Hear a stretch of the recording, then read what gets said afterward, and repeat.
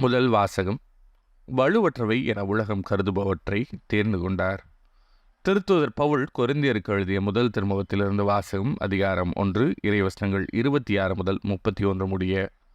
சகோதரர் சகோதரிகளே, நீங்கள் அழைக்கப்பட்ட நிலையை எண்ணி பாருங்கள். மனித கணிப்பின்படி உங்களுள் ஞானிகள் எத்தனை பேர், வலியோர் எத்தனை பேர், உயர் குடிமக்கள் எத்தனை பேர். ஆனால் கடவுள் ஞானிகளை வெட்கப்படுத்த மடமை என உலகம் கருதுபவற்றை தேர்ந்து கொண்டார். அவ்வாறே வலியோரை வெட்கப்படுத்த வலுவற்றவை என உலகம் கருதுபவற்றை தேர்ந்து கொண்டார். உலகம் ஒரு பொருட்டாக கருதுபவற்றை அழித்துவிட அது தாழ்ந்ததாக கருதுபவற்றையும் இகழ்ந்து தள்ளுபவற்றையும் கடவுள் தேர்ந்தெடுத்தார். எவரும் கடவுள் முன் பெருமை பாராட்டாதபடி அவர் இப்படி செய்தார்.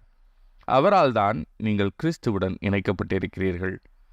கிறிஸ்துவே கடவுளிடமிருந்து நமக்கு வரும் ஞானம். அவரே நம்மை ஏற்புடையவராக்கி தூயவராக்கி மீட்கின்றார். எனவே மறைநூலில் எழுதியுள்ளவாறு பெருமை பாராட்ட விரும்புகிறவர் ஆண்டவரை குறித்தே பெருமை பாராட்டட்டும். இது ஆண்டவரின் அருள் வாக்கு. இறைவா, உமக்கு நன்றி. பதிலுரை பாடல்.